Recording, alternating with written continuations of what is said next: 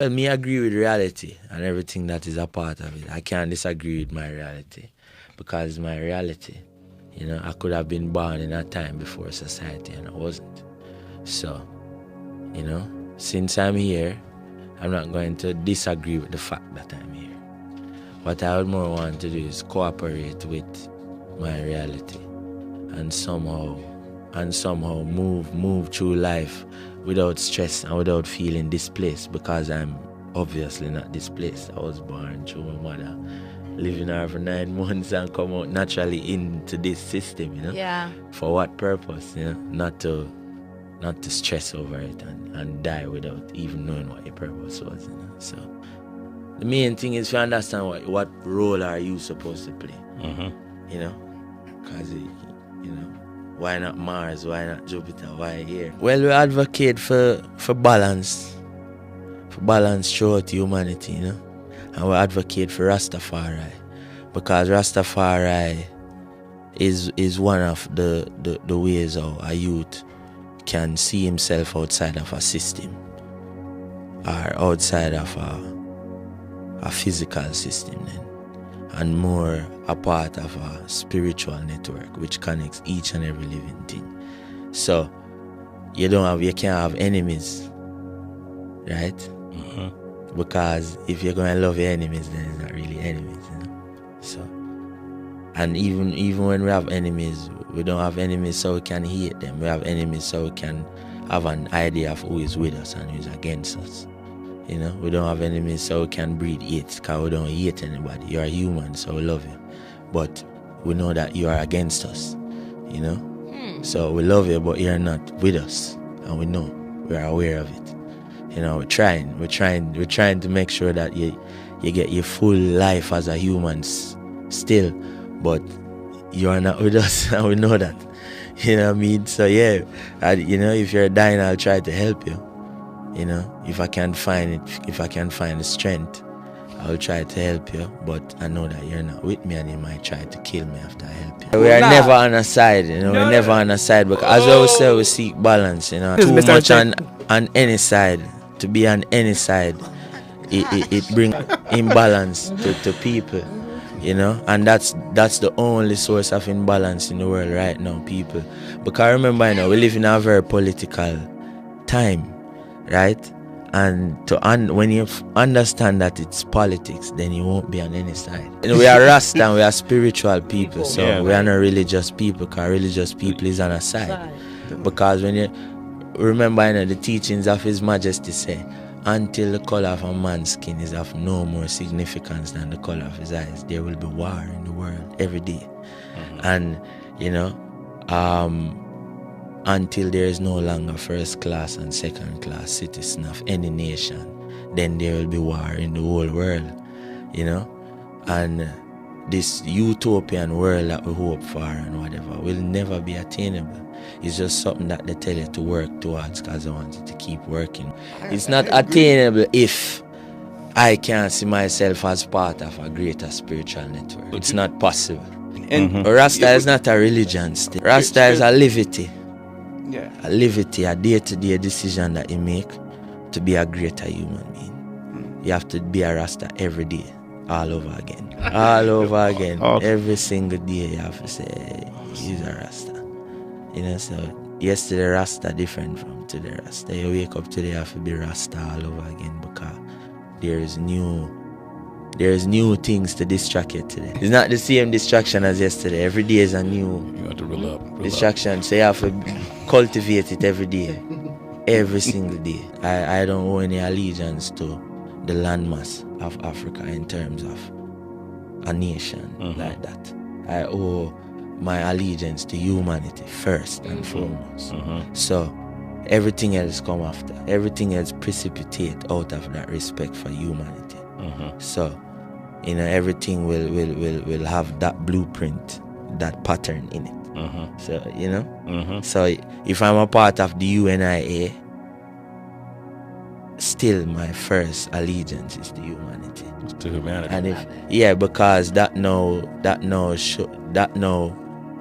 cultivate within you the knowledge of knowing that you can't really put the interest of your nation above the interest of humanity. Mm-hmm. You know what I mean? Because then you're just another colonial master. Mm-hmm. Either a black one or a white one. If the innocent people of China are going to suffer for the benefit of a black person, then that black man is no different from him slave master and him slave master. Because every slave master have a slave master. This is not a racist song.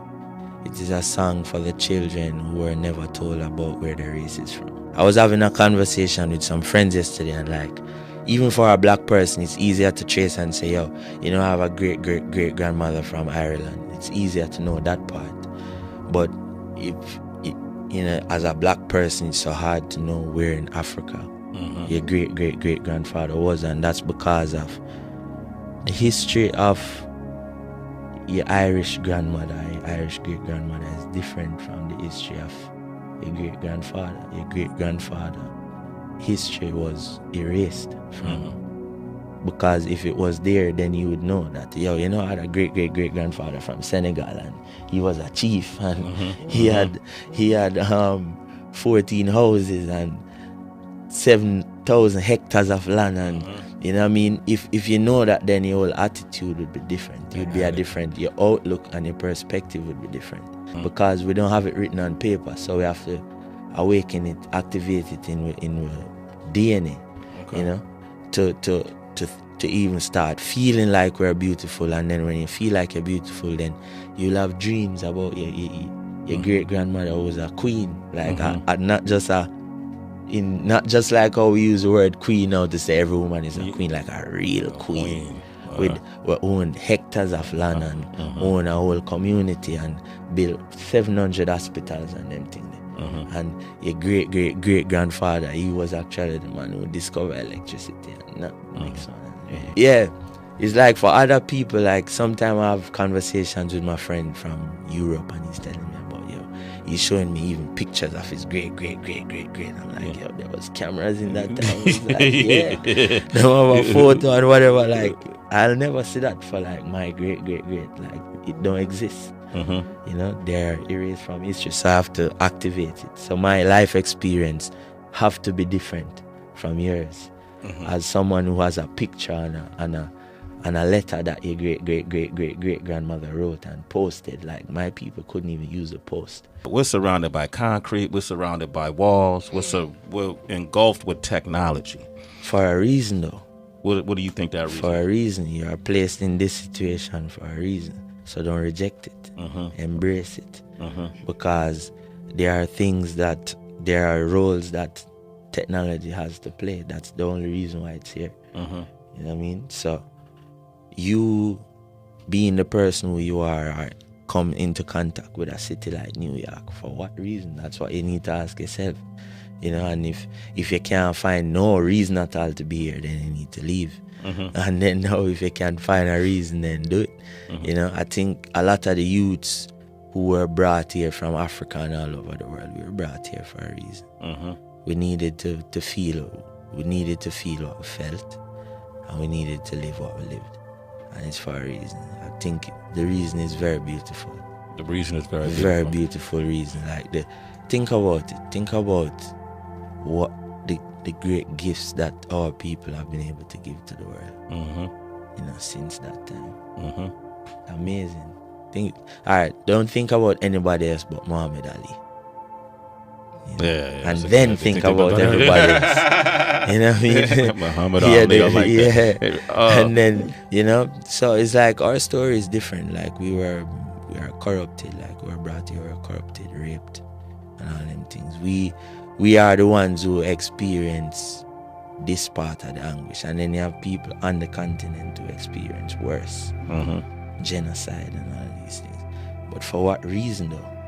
You know, I feel like there's a beauty in it, and that's what we need to find out. Where is the beauty in all of this? Well, likes, you know, it's about how we can, as artists, reconnect with our love for art, you know, and not our love for validation. Because likes is validation, but love is a self-generating thing. you know, that you just need to come into contact with it and you'll feel it, you know. But likes now is a thing for validation, where it's really about how a man feel about your thing. But when you are motivated by love, like if I really love to sing and I sing, then what people say will mean a lot, but it won't be the main reason why I sing. You know what I mean? Which means, yeah, I might get a little, you know, too impacted by what people say, but at least the main reason why I sing is because I love to sing. But you love to sing. Yeah. So that's how I try to reconnect the youth them with the idea of doing things that you love because you love it. You know what I mean? So yeah, I'm not going to, like, music is my job. Yeah, music is my job, but I'm blessed to have a job that I love, and I don't want that blessing to fade away. Yes. You know, because the very moment you don't love what you're doing anymore, then it's no longer a blessing. It's more like a curse or obligation. Yeah, it becomes a burden. A burden. Yeah. So yeah, we just want the youth them know, say, because we live in a world where we have sub-dimensions that are fairly new, where, you know, people don't realize that one time you had the media, and that was one reality that people live in, you know. For instance, somebody like you and you know foreigner to the media is a different world. Yeah, you act a little different on media than in reality, which makes it a different reality, because it requires different manners, different etiquette, different principles that govern the world of media as a world, you know. And you can die in the media and don't die in reality. So it's a whole different reality. Like, you have enough people who you just don't see anymore. Yeah. And it's like, yo, where is Iverson? I remember I used to love him. But he's not even there anymore, you know? And then, but them still alive and them living some, you know what I mean? And and then new people are born into the media, but now we have a new thing now called social media, which is a more intense media, because everybody is involved, hands-on. Yeah. So basically, everybody has an input in the media, in social media, which means I can just create a blog and poof, I have 500,000 followers. I have an audience bigger than a lot of mainstream media, you know. So basically, whatever I say is news, you know. So, and that's where the whole system of likes, the whole currency of likes come about, because likes is now a currency. I can now legitimately go to somebody and say, yo, my name is Chronixx, and 500,000 people like my Facebook page. You know, and that's worth something. That's worth something. You know, so that currency has now become the motivation, just like how in the 90s it was cash, cash money. No, nobody spends cash. People consume likes, and people spend likes, and people collect them, and people trade them, and, like, you know what I mean. So it becomes a motivation. So we just suggesting to people that, yo, don't get too caught into this. Like, let's play the just song. The same way, like how we say, yo, don't sell your soul for money. Yeah. It's the way I tell you, don't lose it for likes.